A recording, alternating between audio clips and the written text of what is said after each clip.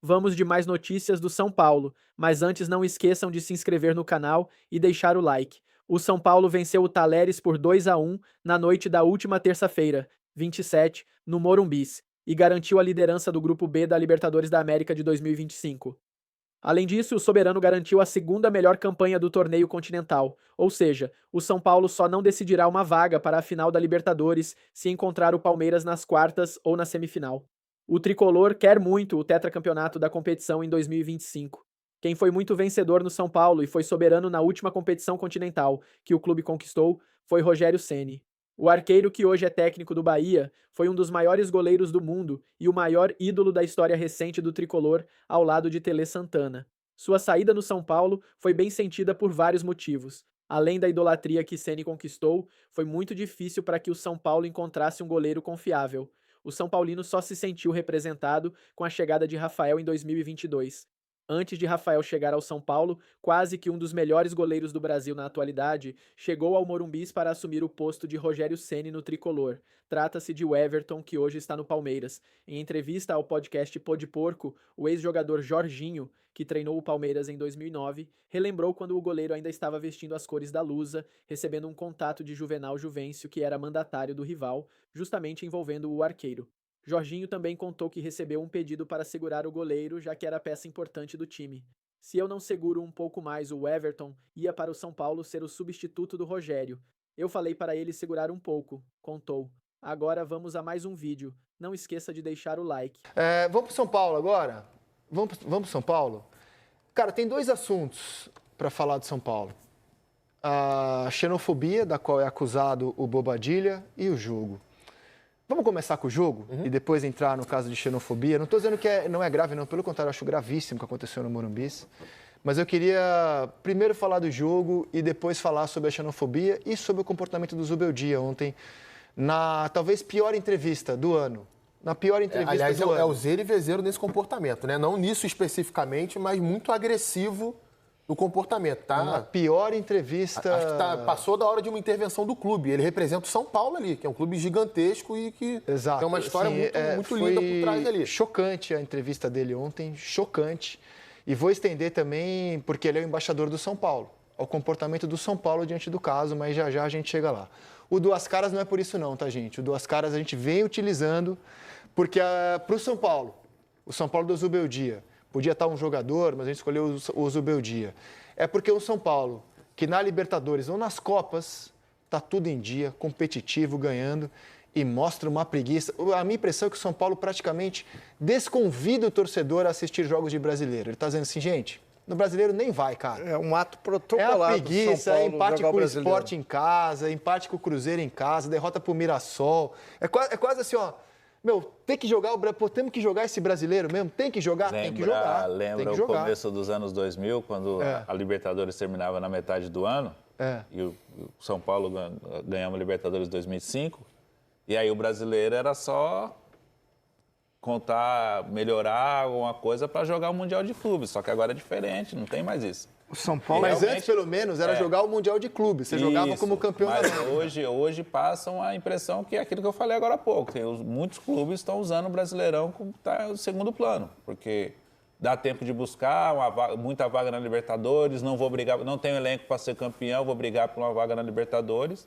Agora, nas Copas, o São Paulo tem um histórico de Copa de Libertadores, das noites de quarta-feira, e vive um bom momento na Libertadores. Mas, ô Grafo, meu ponto é o seguinte, eu acho que o São Paulo não tem elenco para jogar Libertadores, Brasileiro, Copa do Brasil. Não tem. Não tem. São Paulo tem que fazer escolhas, está tudo certo ele escolher a Libertadores e a Copa do Brasil. Eu acho que não tem alternativa o São Paulo, inclusive. O elenco do São Paulo é numericamente bem limitado. E acho que ele faz um trabalho muito bom, inclusive. Tecnicamente falando, nas Copas, está tudo em dia com o São Paulo, e não vejo muita alternativa que não sobreviver no Brasileiro. Mas estou falando de postura mesmo. Porque, por exemplo, sábado, contra o Mirassol, tinha mais 30 mil pessoas no Morumbi. A torcida tem ido ao Morumbi. Tem uma responsabilidade. Então, pelo menos, em respeito a quem vai ao jogo, o São Paulo tem que comer um pouco mais de grama nesses jogos, porque, assim... Está muito sonolento o time no Campeonato Brasileiro. O time está acreditando demais nesse discurso, que é o discurso realmente que tem que ser feito. brigar pelo título das Copas e sobreviver no Brasileiro, mas pelo menos em respeito a quem está quase que lotando o Morumbi em todos os jogos, não dá para ter a noite de sábado. Mas, assim, o curioso nesse sentido, eu concordo contigo, realmente, em alguns jogos no Morumbi, às vezes o time ele demora a ter o comportamento que deveria ter. Pega o jogo com o Sport em casa, o jogo com o Cruzeiro em casa, o jogo agora contra o Mirassol em casa. Jogos de 10. Cara, uma nhaca. Eu acho que tem um pouco da nhaca, mas se a gente tentar pensar num contraponto, se a gente pega o jogo do São Paulo fora de casa contra o Botafogo, pelo Campeonato Brasileiro. Foi bom. Foi bom jogo. O jogo do São Paulo contra o Palmeiras, na Arena Barueri. O Palmeiras foi melhor que o São Paulo, mas não foi porque o São Paulo deixou de lutar. Inclusive, até quando o São Paulo passou a ter melhores jogadores em campo, São Paulo chegou perto de vencer o jogo. Tá, São Paulo foi para se defender em Barueri. E fez um pra jogo segurar um 0-0. Acho que a gente concorda nesse sentido. Eu acho o seguinte... No Morumbi ele tem que propor o jogo. O São Paulo... Ele tem essa O dificuldade. jogo contra o Galo, fora de casa. 0-0, foi bom. Vocês concordam? São Paulo disputa as Copas e participa do Brasileiro. É isso. Concordo. Só que você tem uma responsabilidade com o torcedor. É isso que eu tô Se falando. você tem 30 mil pessoas no Morumbi, você tem que jogar. Também entendeu? acho. Você não é obrigado, mas você tem que jogar. Meu, e Você o estádio tem que hoje se é entregar. caro, dá trabalho, Pô, entendeu? cara, Mas não 30 é mil assim, pessoas cara. vão lá, 30 mil cara. pessoas não é meia dúzia de gato Não, eu pingado. sei, isso aí vocês Então, você têm pode razão. priorizar as Copas, mas você tem que jogar a competição. É um Claro. clube profissional, um clube vencedor, cara. Você não pode banalizar o resultado. É porque O eu público, acho assim, ó, brasileiro, assim, e o que eu acho que é um fato mesmo.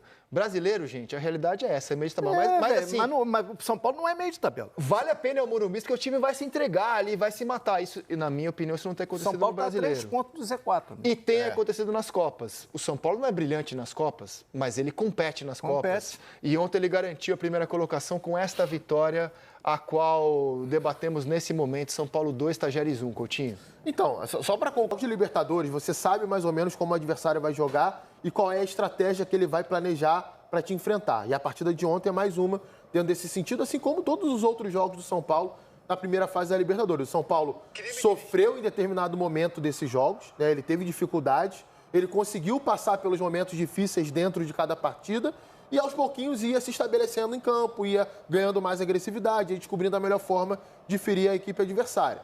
O jogo de ontem é muito parecido nesse sentido. Acho até que o São Paulo fez jogos melhores do que a partida de ontem nessa Mas é Libertadores. difícil avaliar esse jogo. É difícil. Tinha 12 desfalques. E essa é uma realidade, Led. É aí que eu vou entrar na diferença do São Paulo da Libertadores para o Brasileirão. Sem querer fugir do tema do jogo de ontem. Eu acho que em jogos de Libertadores você consegue ter um plano de jogo e seguir esse plano de jogo sem tanta interferência da equipe adversária. Não é por falta de qualidade, não. É por você já conhecer o jeito que a equipe vai jogar. Você não tem um leque tão grande de opções. O que o Tajeres vai fazer diferente daquilo que o Zubeldia já imaginava? O que o Alianza Lima faria de diferente? Então, são jogos mais previsíveis para mim dentro desse sentido.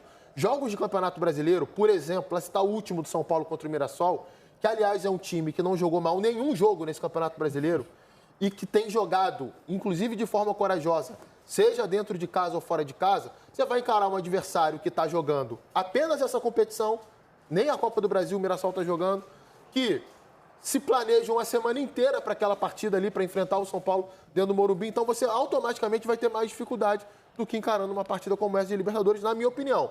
Eu acho que tem, sim, um comportamento que pode ser um pouco mais faca entre os dentes, vamos colocar assim, mais sangue no olho mesmo, em partidas de Campeonato Brasileiro que acontecem em jogos de Libertadores, mas eu vejo os jogos de Campeonato Brasileiro com uma dificuldade maior, pelo menos na primeira fase em relação a Libertadores, nesse sentido de você ter previsibilidade sobre o adversário. Jogos de Campeonato Brasileiro, cara, é difícil Mas por que você que muitas o São vezes... Paulo conseguiu as vitórias, todas as vitórias fora de casa e no Morumbi só ganhou uma? Dos jogos de Libertadores, acho que tem a ver com isso também.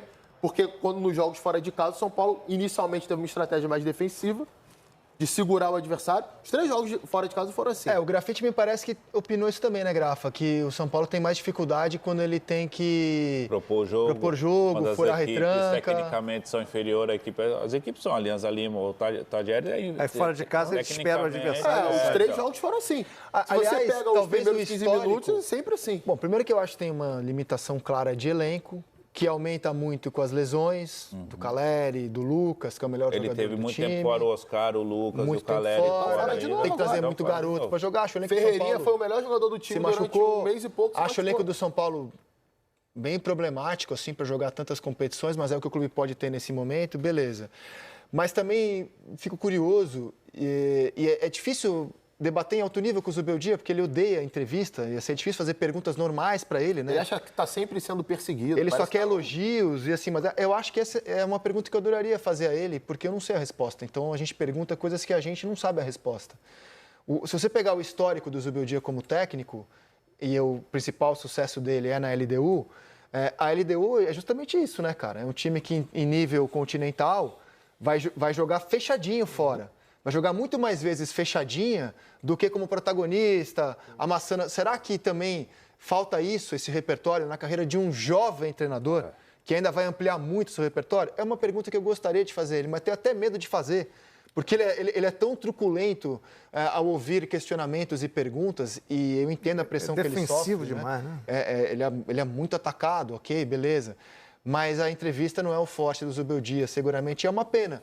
Porque eu acho o trabalho dele tão bom, eu gosto do trabalho dele. Eu acho ele um treinador tão bom São Paulo tá invicto que eu 15 queria jogos da poder ter a Libertadores. chance de ouvir o Zubeldia falar mais sobre futebol. Porque eu acho ele bom técnico, cara. Eu acho que o São Paulo tem um bom técnico. Concordo. E eu, infelizmente, não consigo ouvir as opiniões dele sobre futebol porque as entrevistas são muito tumultuadas. E ele está sempre tão acuado que raramente ele fala de bola mesmo. Ele está sempre preparado para se defender, dar uma patada, etc. Mas é inegável que o desempenho do São Paulo em Copas está tudo em dia. 8 jogos, 6 vitórias, 2 empates. 83% de aproveitamento, 14 gols marcados, 6 sofridos. E quando você vai para o Brasileiro, o São Paulo está sofrendo, né? Só 2 vitórias em 10 jogos. E na Libertadores, o São Paulo está invicto há 15 jogos. Porque ano passado o São Paulo foi eliminado nos pênaltis pelo Botafogo. E com ele, cara. Ele não perde. O que o São Paulo fez esse ano na Libertadores jamais havia feito. Ganhar os 3 jogos da fase de grupos fora de casa. E é difícil fazer isso. E até dentro daquilo que eu estava falando, os 3 jogos são muito parecidos. Você pega Libertad, Alianza Lima e Tajeres, os 3 começaram pressionando o São Paulo, tiveram lá uma ou outra oportunidade, o São Paulo conseguiu neutralizar, aos pouquinhos vai saindo, vai se instalando, vai chegando no campo de ataque, tem mais qualidade técnica, descobre uma outra jogada de velocidade ali, abre o placar e administra. Os 3 jogos, em momentos diferentes ao longo da campanha, né? Sei lá, você pega ali a pressão que o Tajeres fez contra o São Paulo na estreia, durou mais tempo do que a pressão que o Alianza Lima fez. Mas são jogos com histórias muito parecidas. E essa condição você não tem no Campeonato Brasileiro. Por exemplo, o Mirassol vai jogar com o São Paulo no Morumbi e não ficou fechadinho na defesa esperando o São Paulo, não. Vai para cima do São Paulo jogar também, vai querer ter a bola, vai subir marcação. E é uma coisa que o São Paulo tem dificuldade desde o ano passado. São Paulo, quando enfrenta uma equipe que sobe marcação e marca a saída de bola, não consegue apresentar repertório. Vai muito nisso de encontro que o Rizek falou. Como é que o time da LDU jogava preferencialmente campeão da Libertadores? Fora de casa jogava fechadinho, dentro de casa era muita bola direta. Guerreiro era o centroavante do time, segurava a bola, dava no Alvarado, que era o meio que chegava de trás. O Guerreiro... Guerreiro, recentemente agora, da Eu sei que você está Sul-Americana. falando da Libertadores de 2008. Não, eu falei Libertadores? Sul-Americana. Porque eu acho que a história quando ganhou o Fortaleza na final. A história de um treinador, de qualquer profissional, ela é construída com a soma das nossas experiências, né? O Zubeldia é um cara muito jovem ainda, né? E acho ele, assim, cara, um futuro muito promissor. Ele era um jogador que parou de jogar por lesão. Claro. Muito cedo. Certamente ele vai ampliar o repertório dele, vai ser cada vez melhor, como todo mundo é na vida, né? A soma das experiências é o que fazem... Gostou disso, é o que faz a gente ser o que somos. Gostou disso, Led? Essa frase muito bonito, eu gostei. original. Tocante, né? E não quer dizer que o que ele fez na LDU, ele não tenha repertório para fazer mais. Claro. Era apenas o que ele tinha de material humano, a melhor forma de aproveitar era daquele jeito Agora, ali. vamos esquecer por um minutinho que trata-se de um jogador venezuelano. Vamos esquecer onde ele nasceu, se é na Venezuela, se é em Marte, se é na China, em Cuba, nos Estados Unidos, no Japão. Vamos esquecer um minutinho. Vamos pensar como a gente trata acusações de preconceito nesse programa, em quase todos aqui no Brasil. Então, quando um jogador como o Luigi, do Sub-20 do Palmeiras, está enfrentando o Cerro Porteño numa semifinal de Libertadores Sub-20 e chora, vai às lágrimas, porque foi chamado de macaco. A gente não tinha o áudio do atleta paraguaio chamando ele de macaco, mas a gente respeitou a versão de quem se disse agredido. Guardando as ressalvas, evidentemente, mas a gente deu voz a quem foi agredido. Quando o Vinícius Júnior sofre o que ele sofre na Espanha, até não é um bom exemplo, porque lá as imagens são muito claras, né, de torcedores em massa xingando ele. Mas a gente sempre dá voz à vítima, trata com respeito, se solidariza com o sentimento dela. Vou rodar essas imagens para vocês porque aconteceu no Morumbi contra um adversário de time brasileiro no nosso país. O jogador Navarro, venezuelano, alega que o Bobadilla, jogador paraguaio do São Paulo, se dirigiu a ele como morto de fome, né? O que é um preconceito, né? É um preconceito com a origem do jogador adversário. E a partida ficou parada por uns 10 minutos, né? Aproximadamente, se a memória não me falha, foram uns 10 minutos. Então, assim, todo mundo que estava no Morumbi, ele vai às lágrimas, alguma coisa aconteceu, né? Ninguém fingiria isso, né? Alguma coisa aconteceu. Ele vai às lágrimas, o juiz interrompe, o Zubeldia tentou ofender a minha inteligência, dizendo que ele não viu isso daí. Não, eu não vi, não sei o que aconteceu, não é possível que alguém que estava trabalhando no jogo não tenha visto, né? E isso aconteceu no Morumbi, desse jeitinho aí. Agora a gente vai dar voz, como a gente sempre faz aqui, aos jogadores brasileiros que sofrem isso, aos treinadores de times de atletas que sofrem isso. A gente vai ouvir agora o Navarro e o treinador do Tajeres sobre o que eles alegam ter acontecido ontem no Morumbi.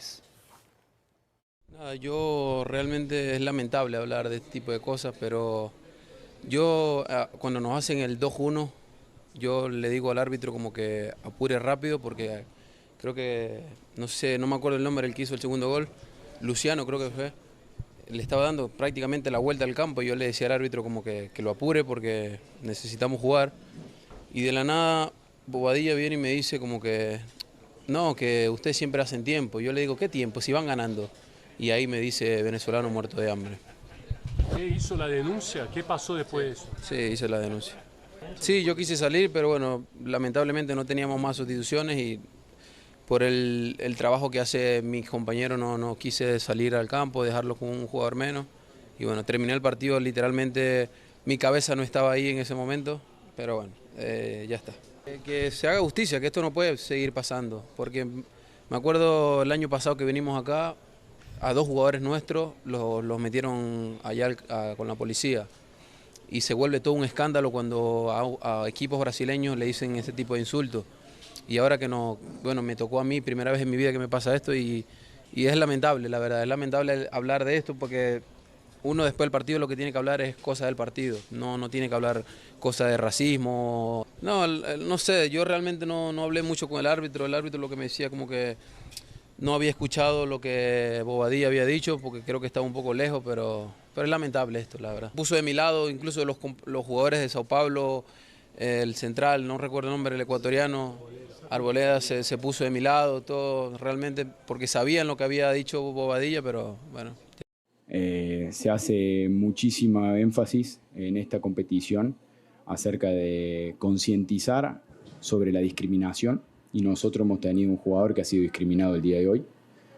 A Miguel Navarro le han hecho comentarios ofensivos sobre su procedencia y es algo que consideramos que no puede pasar ni por alto ni desapercibido. Nuestro jugador, estamos con él, está muy acongojado en el vestuario, hasta amenazó con salir del campo dejando el equipo con un hombre menos. No he visto partidos siendo suspendidos, excepto rara ocasión. Creo que la Conmebol, así como tiene el protocolo para concientizar acerca de la discriminación, debería también tener un protocolo en caso de casos discriminatorios como lo tuvo hoy. Eu gravei um vídeo sobre isso há pouco, já subiu e está nas redes sociais. É chocante a quantidade de torcedores do São Paulo. E eu sei que eles não representam a grande torcida do São Paulo, mas foram as pessoas que foram lá se manifestar nas redes sociais. E foram atacar o Navarro. E atacar a mim, dizendo que é mimimi, que isso aí é mimimi, é lacração. E eu queria propor uma reflexão. Quando é com um jogador de clube brasileiro, a gente não fica indignado? Qual a diferença que ele joga no Tajeres? Já que o assunto não é clube de futebol, é preconceito. Então, que diferença faz se ele joga no Tajeres, no Real Madrid, no Palmeiras, no São Paulo, no Flamengo? Não tem diferença. Então, se a gente fica tão indignado quando acontece com um jogador do nosso clube, é nossa obrigação moral ter exatamente a mesma postura quando é com o jogador adversário, que vem jogar aqui. Crime não tem nacionalidade. Exato, e crime não tem camisa. É isso. Então, assim, vou dizer que vocês que estão defendendo nesse momento e atacando os mensageiros, vocês são hipócritas. Porque quando é com um jogador do Brasil, vocês dão razão ao continente e falam assim, pô, mas os brasileiros, quando é com eles se doem. Quando é com os outros, eles se fazem de mortos, fingem que não aconteceu, dizem que é mimimi. Sei que esses torcedores que hoje se manifestam nas redes sociais não representam a instituição e nem a grande maioria do torcedor de São Paulo. Mas fiquem atentos às coisas que vocês escrevem por aí, porque vocês correm o risco de manchar a imagem do clube de vocês quando esse assunto vem à tona. Como fez, na minha opinião, o Zubeldia ontem. Porque, insisto, vamos voltar no tempo. Luigi, acaba o jogo, né? Palmeiras e Cerro. O repórter da Conmebol mexe o microfone na cara do Luigi. Como é que foi o jogo? Vocês lembram da resposta do Luigi? Sim. Jogo? Vou falar de jogo? Né? Diante de um caso de discriminação, quando o Vinícius Júnior sofreu o que sofreu em Valência. Perguntaram para o Ancelotti de jogo. Lembra da reação? Você quer que eu fale de jogo hoje? Não, eu quero falar de outra coisa. E o repórter que abriu a coletiva do Zubeldia ontem fez o trabalho dele, cara. Achou pertinente, abriu os trabalhos, perguntando por que a classificação do São Paulo já era líquida e certa, e ele achou pertinente abrir os trabalhos perguntando para o Zubeldia sobre o ocorrido no Morumbi. E esta foi a reação do comandante tricolor. Não precisa falar especificamente do Bobadilla, porque a gente ainda não sabe o que de fato aconteceu. Mas envolvendo um paraguaio, um venezuelano, não te parece que falta um pouco de autorreconhecimento do sul-americano no continente, de que somos todos bem parecidos e que esse tipo de confusão em Libertadores, envolvendo, às vezes, brasileiros, torcedores, isso não é muito recorrente para um continente que poderia ter uma união maior? Tá bom. Vamos, fíjense que hicieron las dos primeras preguntas. ¿Clasificamos primero con un time con muchos accidentes, con muchos jugadores jóvenes, con jugadores de experiencia, entregándose al máximo? Y las dos primeras preguntas van orientadas a, en vez de clasificamos primero, clasificamos. Desconozco esa situación, sinceramente. Vosé se pone, imagínese vosé, en mi lugar. Estoy en el banco suplente, a 50 metros. Veo que el partido se para 10 minutos. ¿Qué puedo saber yo de esa situación? ¿Qué puedo yo saber de esa situación? No sé ni de qué estamos hablando con lo acontecido. Yo no sé ni lo que estamos hablando. Pero lo que quiero falar, dos preguntas. ¿Clasificamos primero Copa Libertadores en la zona con lo difícil que es, con todos los inconvenientes que tuvimos? Y las primeras preguntas tienen que ver con... Ahora, si hubiésemos perdido o empatado, seguramente eran... Y las trocas, y el planteamiento, y la torcida está enojada. Pensemos un poquito. Las primeras dos preguntas, clasificamos primero, con todos los inconvenientes que tenemos. ¿O quieren que les nombre los inconvenientes que tenemos como club? ¿Quieren que fale? Uno por uno los inconvenientes que tenemos, uno por uno lo que están haciendo los jugadores. Jugadores de 17 años, 18, 19, 20, jugadores de experiencia que... Hoy Luciano jugó con el tobillo así. ¿Cómo se llama? Tornocelo así. Luciano. Así. Tenía el tobillo. Yo no sé. Yo la verdad entiendo cada vez menos el mundo actual. Y ustedes pertenecen a este mundo actual. Me sorprenden cada vez más. Siguiente pregunta. Voltou para o repórter, que honrou a profissão e muito calmamente repetiu a pergunta, dizendo que gostaria de saber do Zubeldia como ele pensava. Ele falou, você não viu o que eu falei? Você não viu o que eu falei? O repórter foi impecável ontem, irretocável na pergunta dele. Achou pertinente fazer aquela pergunta. O Zubeldia, ele não tem a menor noção do que seja o jornalismo e uma entrevista coletiva. Né? Ele acha que as perguntas da entrevista coletiva tem que ser que ele espera. O repórter ele tem que perguntar o que aconteceu no universo do jogo. Pode ser com a bola rolando ou nessa situação específica. Se é mais importante para a sociedade que aconteceu no cara. jogo. E ele foi de uma falta de empatia. E sobre o mundo atual, eu entendo o que ele quis dizer. O mundo atual tem 1000 problemas. 1000 problemas. Nossa Senhora, se abrir o noticiário hoje, é duro. É duro. Mas tem uma coisa boa do mundo atual, nesse caso específico.